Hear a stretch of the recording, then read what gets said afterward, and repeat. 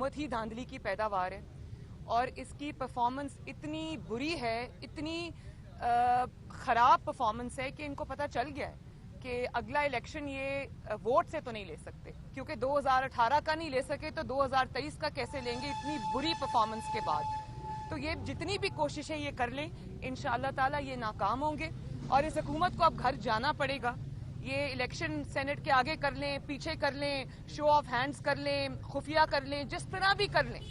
और आप ये देखें कि कैबिनेट की मीटिंग हो रही होती है, तर्जुमानों का इजलास हो रहा होता है और वो जाली सिलेक्टेड वजीर आजम खुद उसको चेयर कर रहा होता है।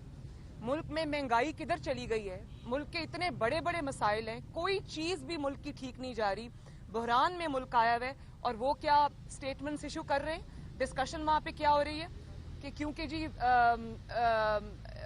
पीडीएम जो है वो बलावल नहीं आया मर्दान में तो हो पीडीएम में दरार पड़ गई। अब मरियम कहीं नहीं जाएगी तो हो पीडीएम में दरार पड़ गई।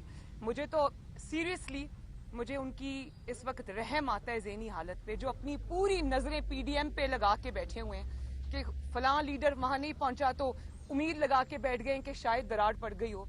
तो ये तो एक शिकस्त खोर्दा आदमी की जहनीत की निशानी है जिसको पता है कि मैं जा